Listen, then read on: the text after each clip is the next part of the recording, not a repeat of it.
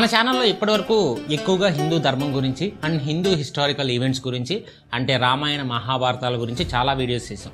కానీ వేరే మతం యొక్క హిస్టరీ గురించి మనం వీడియోస్ ఎప్పుడు చేయలే.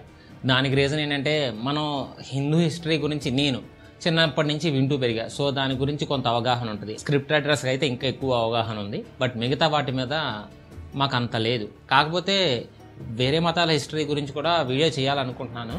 సో ఈరోజు అలాంటి ప్రయత్నమే ఒకటి చేస్తున్నాను. అదే ఇస్లాం మతం గురించి చేస్తున్నా. రీజన్ ఏంటంటే మేము మా ధర్మాన్ని ఫాలో చేస్తేనే వేరే ధర్మాన్ని గౌరవిస్తామని చెప్పడానికి. అండ్ ఈ వీడియో మన ఛానల్లోని ముస్లిం బ్రదర్స్కి అంకితం. అండ్ ఈ వీడియో చేయడానికి మేము చాలా రీసెర్చ్ అయితే చేసాం అండ్ చాలా ఆర్టికల్స్ కూడా చూసాం అండ్ చాలా వరకు ఎటువంటి మిస్టేక్స్ లేకుండా చెప్పడానికి ట్రై చేస్తాం. అండ్ ఈ స్క్రిప్ట్ అయిన తర్వాత కూడా మా best friend video editor Abraham వాళ్ళ మత గురువుని కలిసి ఏమన్నా తప్పులు ఉన్నాయేమో అని చెక్ చేయించాం. 1-2 చిన్న చిన్న మిస్టేక్స్ చెప్పారు. అవి కూడా రెక్టిఫై చేసుకున్నాం. అయినా సరే ఎక్కడన్నా మిస్టేక్ కనబడింది అనుకోండి, చిన్న తప్పు అనుకొని క్షమించండి. ఏదన్నా తప్పు పదం చెప్పినా పలికినా కూడా. అండ్ మన హిందూ బ్రదర్స్ కూడా చెప్పేది ఒకటే, వేరే మతాల హిస్టరీ తెలుసుకోవడం కూడా మంచిదే, తెలుసుకోవాలి. సో మా వీడియో మీకు ఎవరికైనా ఇన్ఫర్మేటివ్ కనిపిస్తే ఈ వీడియోని లైక్ చేయండి. కొత్త వాళ్ళు ఎవరైనా చూస్తుంటే ఛానల్ని సబ్స్క్రైబ్ చేయండి అండ్ మీ ఫ్రెండ్స్ అండ్ ఫ్యామిలీకి కుదిరితే షేర్ చేయండి. ఇంకా లేట్ చేయకుండా వీడియో స్టార్ట్ చేద్దాం. Hello and welcome to VR Raja the beginning. చాలామంది ఇస్లాం 1400 సంవత్సరాల క్రితం మొదలైందని అనుకుంటారు. కానీ ఖురాన్ ప్రకారం ఇది తప్పు. భూమి మీద మొదటి మనిషి పుట్టినప్పటి నుంచి ఇస్లాం ఉంది. అండ్ దీన్ని కంటిన్యూ చేసే ముందు మనం గాడ్ గురించి తెలుసుకోవాలి. అల్లా అనే వర్డ్ మీనింగ్ అంటే ఏంటంటే గాడ్ అని అర్థం. లైక్ తెలుగులో దేవుడు అంటాం, హిందీలో భగవాన్ అని అంటాం, అరబిక్లో అల్లా అని అంటారు. ఇస్లాం ప్రకారం దేవుడికి పేరు లేదు, రూపం లేదు. Humans, animals, the earth, the universe, angels, ఇలా ఈ ప్రపంచాన్ని అన్నిటికీ ఆయనే దేవుడు. అయితే అన్నిటినీ క్రియేట్ చేశారు అండ్ ఆయనే అందరికీ ఫుడ్ ప్రొవైడ్ చేసేది. అండ్ ఫైనల్గా ఆయనే లైఫ్ అండ్ డెత్ని ఇచ్చేది. అండ్ ఆయనే అన్నిటినీ జడ్జ్ చేసేది ఆయనే. సో ఇప్పుడు అసలు యూనివర్స్ అండ్ ఇవన్నీ ఎలా బిగిన్ అయ్యాయో చూద్దాం. ఖురాన్ వర్స్ 754 ప్రకారం అల్లా 6 రోజుల్లో హెవెన్స్ అండ్ ఎర్త్ని అండ్ దాని మధ్యలో ఉన్న మొత్తం యూనివర్స్ని క్రియేట్ చేస్తారు. అండ్ అలా క్రియేట్ చేశాక ఆయన థ్రోన్ మీద కూర్చున్నాడు. ఆ తర్వాత ఆయన డే అండ్ నైట్ సైకిల్ని క్రియేట్ చేశారు. అంటే sun, the moon and the స్టార్స్ని, మిగతా సెలెస్టియల్ బాడీస్ని ఆయనే క్రియేట్ చేశారు. అండ్ ఆయనే అన్నిటినీ నడిపిస్తారని ఉంది. అయితే ఇక్కడే ఒక చిన్న డీటెయిలింగ్ని ఎక్స్ప్లెయిన్ చేయాలి. సో కొంతమంది ఇస్లామిక్ స్కాలర్స్ ప్రకారం ఇది 6 రోజులు కాదు, 6 పీరియడ్స్లో క్రియేట్ చేశారని చెప్తారు. బేసిక్గా ఖురాన్ వర్స్ 754లో 6 రోజులు అని చెప్పడానికి వాడిన ఉర్దూ వర్డ్ యోమ్. దీనికి డే అని అర్థం వస్తుంది. ఒకవేళ తప్పు ప్రొనౌన్సియేషన్ అయితే క్షమించండి. అయితే ఇదే వర్డ్ ఖురాన్లో ఇంకా చాలాసార్లు వస్తుంది. అండ్ అలా వచ్చిన చాలాసార్లు దీని మీనింగ్ డిఫరెంట్గా ఉంటుంది. లైక్ ఖురాన్ వర్స్ 74లో అల్లా డే అనేది దాదాపు 50,000 సంవత్సరాలకి సమానం అని చెప్తారు. అలాగే వర్స్ 2247లో కూడా ఇలానే 1000 సంవత్సరాలని ఉంటుంది. సో ఇస్లామిక్ స్కాలర్స్ ప్రకారం యోమ్ అనేది డే కాదు, ఒక పీరియడ్ ఆఫ్ టైం అని చెప్తారు. బట్ కొంతమంది స్కాలర్స్ 6 డేస్లోనే క్రియేట్ అయిందని చెప్తారు. సో ఇక్కడ 2 రకాలు ఉన్నాయి కాబట్టి 2 చెప్పాను. So once celestial bodies and heavens create అయిపోయాక అల్లా లైఫ్ని క్రియేట్ చేశారు. ఖురాన్ వర్స్ 2445 ప్రకారం అల్లా ప్రతి లివింగ్ క్రియేచర్ని వాటర్ నుంచి క్రియేట్ చేశారు. అందులోనే ఆయన క్రియేషన్ గురించి ప్రతి జంతువు ఇలా బిహేవ్ చేస్తుందనే దాని గురించి కూడా చెప్పారు. కొన్ని వాటి పొట్ట మీద ఆధారపడి మూవ్ అవుతాయి అండ్ కొన్ని 2 కాళ్ళ మీద ఆధారపడి మూవ్ అవుతాయి, అలాగనమాట. అండ్ 4 కాళ్ళ మీద నడుస్తాయని కూడా చెప్పారు. అయితే ఇస్లాం and Quran development of life అనేది స్టేజెస్లో ఉంటుందని ఒప్పుకుంటాయి. కానీ మనుషులకు విషయానికి వచ్చేసరికి ఇది డిఫరెంట్గా ఉంటుంది. ఖురాన్ ప్రకారం అల్లా మనుషుల్ని స్పెషల్గా క్రియేట్ చేశారు అండ్ మనుషులకి స్పెషల్గా గిఫ్ట్లు ఇచ్చారు. Soul and conscience, knowledge and free will ఇలా మనుషులకు మాత్రమే సపరేట్గా ఉండేలా చూసుకున్నారు. ఒక్క ముక్కలో చెప్పాలంటే ఖురాన్ ప్రకారం మనుషులు ఏప్స్ నుంచి డెవలప్ అవ్వాల. అల్లా స్పెషల్గా మనుషుల్ని క్రియేట్ చేశాడు. ఇది ఎలాగో చూద్దాం. ఖురాన్ వర్స్ 1526 ప్రకారం అల్లా మొదట యాడమ్ని మట్టి నుంచి క్రియేట్ చేశాడు. దీనికోసం అల్లా ఏంజల్స్ని ఎర్త్ మీదకి పంపించి వాళ్ళ చేత 7 రకాల మట్టిని కలెక్ట్ చేపించి ఆ మట్టితో ఒక రూపాన్ని తయారు చేసి అందులోకి అల్లా ప్రాణం పోశారు. యాడమ్ తర్వాత హవా, ఈవ్ని కూడా క్రియేట్ చేశారు. సో బేసిక్గా Adam peace be upon him కి ఎర్త్ కి ఒక లింక్ ఉంది. అయితే యాడమ్ అండ్ ఈవ్ ఇద్దరు ప్యారడైజ్ లో హ్యాపీగా ఉన్నారు. బట్ కొంత పీరియడ్ తర్వాత వాళ్ళు అల్లాని డిసోబే చేశారంట. బట్ వెంటనే వాళ్ళు తప్పు తెలుసుకున్నారు. అల్లా వాళ్ళని క్షమించారు. కానీ వాళ్ళని ప్యారడైజ్ నుంచి ఎర్త్ మీదకి పంపించారు. సో ఇదంతా అల్లా క్రియేషన్లో ఒక భాగమే. అల్లా ఈ ఎర్త్ని క్రియేట్ చేసింది కూడా యాడమ్ అండ్ హవా ఇద్దరు అండ్ వాళ్ళ ఫ్యూచర్ జనరేషన్స్ ఉండడానికి. ఖురాన్ వర్స్ 49:13 ప్రకారం హ్యుమానిటీ అంతా యాడమ్ అండ్ హవా నుంచే పుట్టారని చెప్తుంది. The profits of Islam. అయితే దేవుడికి మనుషులకి మధ్యన ఒక లింక్ అండ్ ఒక బాండ్ క్రియేట్ చేయాలి. అందుకే దేవుడు ప్రాఫిట్స్ ద్వారా తన మెసేజ్ని ఎర్త్ మీద ఉన్న మనుషులకి అందజేస్తారు. ఇలా ఇస్లాంలో మొదటి prophet Adam, peace be upon him. అయితే ఈయనలాగా దాదాపు 25 మంది ప్రాఫిట్స్ ఇస్లాంలో ఉన్నారు. Prophet Muhammad peace be upon him చివరి ప్రాఫెట్. సో ఈ ప్రాఫిట్స్ నేమ్స్ ఇక్కడ స్క్రీన్ మీద చూపిస్తాను చూడండి. అయితే కొన్ని సోర్సెస్ ప్రకారం అండ్ కొంతమంది బిలీఫ్ ప్రకారం ఇస్లాంలో దాదాపుగా 124 మంది ప్రాఫిట్స్ ఉన్నారు అని చెప్తారు. అండ్ మేము పర్సనల్గా ఒక ముస్లిం గురువుని కనుక్కున్నాం. ఆయన ప్రకారం 27 మంది ప్రాఫిట్లు ఉన్నారని చెప్తారు. బట్ చాలా మంది 25 ప్రాఫిట్స్ని నమ్ముతారు. ఇందులో అందరూ సమానమే, ఒకరు ఎక్కువ కాదు ఒకరు తక్కువ కాదు, అందరికి ఈక్వల్ గా రెస్పెక్ట్ ఇవ్వాలి. ఖురాన్ వర్స్ 2:136 ఇదే చెప్తుంది. అండ్ ఇస్లాం బిలీఫ్స్ ప్రకారం జీసస్ కూడా ఈ ప్రాసెస్ లో ఒకరే. The rise of prophet Muhammad peace be upon him. Prophet Muhammad peace be upon him Islam scholars ప్రకారం అరేబియాలోని మక్కాలో 570 ADలో జన్మించారు. ఆయన పేరెంట్స్ వచ్చేసి Abdullah ibn Abd al Muttalib and Amina bint Wahab. అప్పుడు ఆ మక్కాని ద ఖురైష్ తెగ వాళ్ళు పాలించేవారు. And prophet Muhammad peace be upon him ఆయన కూడా ఈ తెగకి చెందినవారే. అయితే ఈ పీరియడ్ లో మక్కా అనేది ట్రేడింగ్ సెంటర్ గా ఉండేది. ఎందుకంటే అప్పట్లో అరేబియా నుంచి సిరియాకి అండ్ అలాగే అరేబియా నుంచి యమన్ కొన్న రూట్స్ ని ఈ సిటీనే కంట్రోల్ చేసేది. సో అప్పట్లో ఈ ప్రాంతం అంతా బాగా రిచ్ గా ఉండేది. Prophet Muhammad peace be upon him మొదటి భార్య పేరు కూడా ఖదీజా. ఈమెకి మక్కాలో చాలా ఇన్ఫ్లుయెన్స్ ఉండేది. అయితే 610 AD పీరియడ్ లో prophet Muhammad peace be upon him గారికి కొన్ని రకాల వాయిసెస్, కొన్నిసార్లు విజన్స్ కనిపించేవంట. దాని గురించి క్లారిటీ కోసం ఆయన మౌంట్ హీరా అనే కొండ మీద ఒక గుహలో కూర్చొని మెడిటేషన్ కూడా చేసేవాళ్ళంట. అయితే ఈ పీరియడ్ లో మక్కా అనేది ఒక పాలిథిస్టిక్ రీజియన్. అంటే ఇక్కడ ప్రజలు ఒకటి కన్నా కూడా ఎక్కువ గాడ్ ఉండేవాళ్ళు, నమ్మేవాళ్ళు అండ్ అలాగే చాలా గాడ్స్ కి ప్రే చేసేవాళ్ళు. అయితే ఒకరోజు prophet Muhammad peace be upon him గుహలో మెడిటేషన్ చేసుకునేటప్పుడు ఏంజిల్ జిబ్రిల్ ఆయనకు కనిపించారు. అప్పుడే angel Jibril prophet Muhammad peace be upon him కి దేవుడు ఒక్కరే, ఆయన పేరు అల్లా అని చెప్పారు. అండ్ అలాగే ఆయన మెసెంజర్ గా అల్లా వర్డ్స్ ని ప్రజలకు చేరవేయాలి అని చెప్పారు. అప్పుడే prophet Muhammad peace be upon him నాకు చదవడం రాయడం రాదు అని చెప్పారు.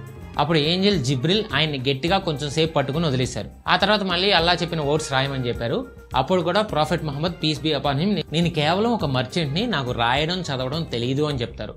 మళ్ళీ అప్పుడు ఏంజిల్ జిబ్రిల్ ఆయన గట్టిగా కొంచెం సేపు పట్టుకుని వదిలేశారు. ఇలా 2 సార్లు జరుగుద్ది. ఆ తర్వాత కూడా prophet Muhammad peace be upon him నాకు చదవడం రాయడం రాదు అని చెప్తే read in the name of your lord who created man from a clinging substance. Read and your lord is most generous. He who taught by the pen taught man that which he knew not అనే version చెప్పారు. అంటే బిస్మిల్లా అని చెప్పి చదువు అని అర్థం వస్తుంది అని.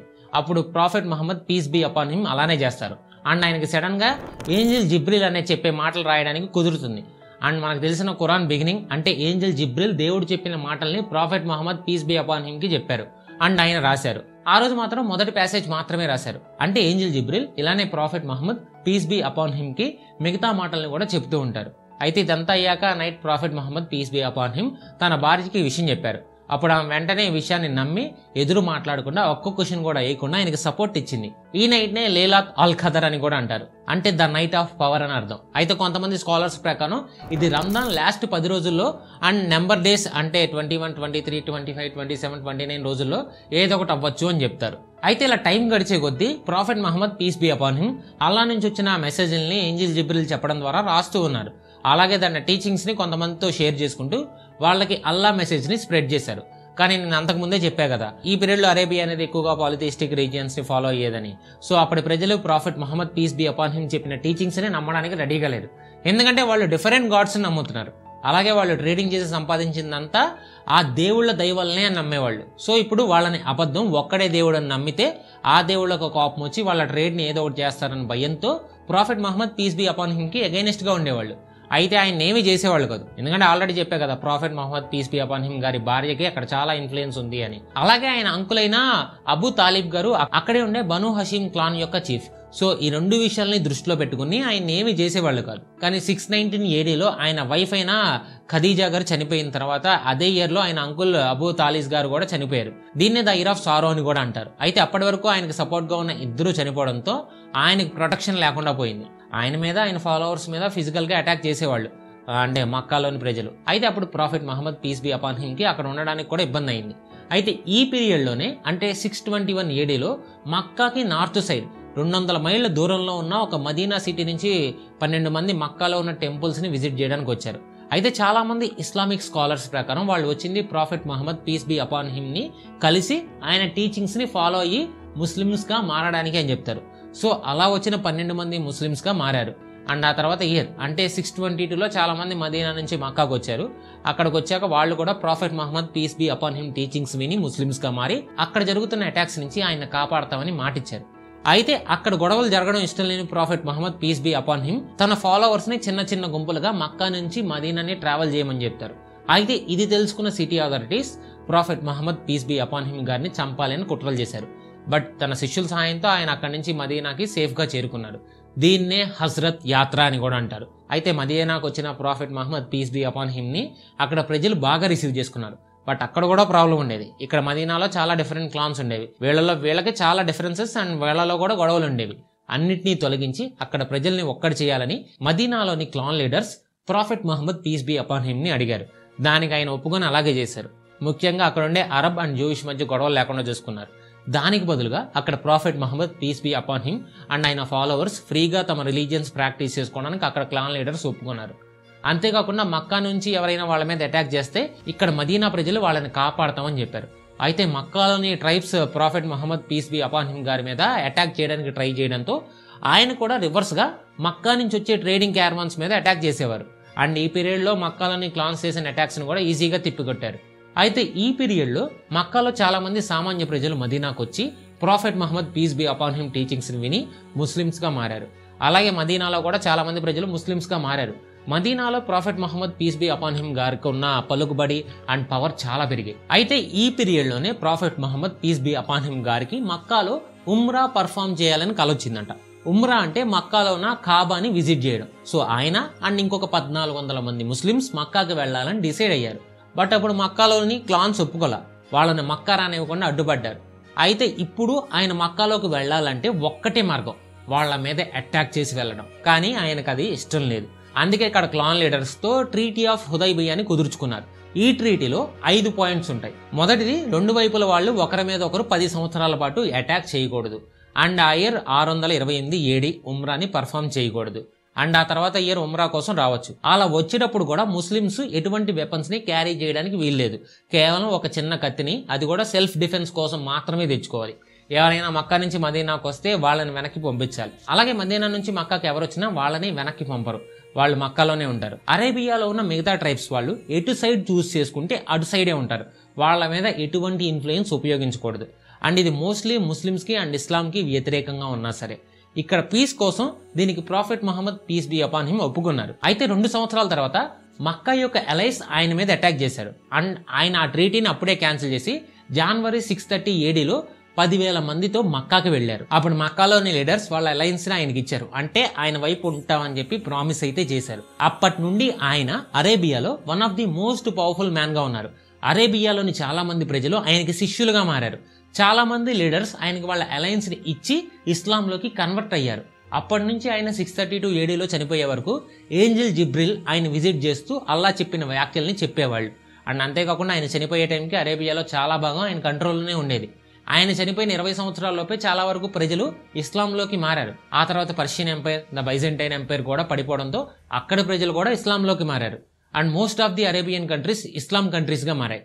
అండ్ ఇలా మారడానికి చాలా reasons, political reasons and beliefs కూడా ఉన్నాయి. సో ఇది ఇస్లాం యొక్క బిగినింగ్ స్టోరీ. ఆ తర్వాత మిడిల్ ఈస్ట్ నుంచి Asia, Europe and America continents కూడా ఇస్లాం స్ప్రెడ్ అయింది. ఇప్పుడు ఇది ప్రపంచంలోనే 2వ పెద్ద రిలీజియన్. మొదటిది క్రిస్టియానిటీ ఉంది. అండ్ అంతేకాకుండా ప్రపంచంలో ఫాస్టెస్ట్ గ్రోయింగ్ రిలీజియన్ కూడా.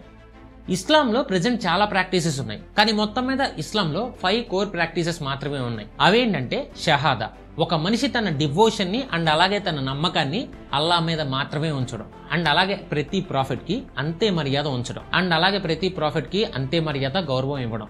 సలాత్, రోజుకి 5 సార్లు నమాజ్ చేయడం. జకాత్, చారిటీ ఇవ్వడం. స్వామ్, రంజాన్ మంత్ లో ఫాస్టింగ్ చేయడం. హజీ, తన లైఫ్ టైంలో ఒక్కసారైనా మక్కాకి వెళ్ళడం. ఇవి ఇస్లాంలోని 5 కోర్ ప్రాక్టీసెస్.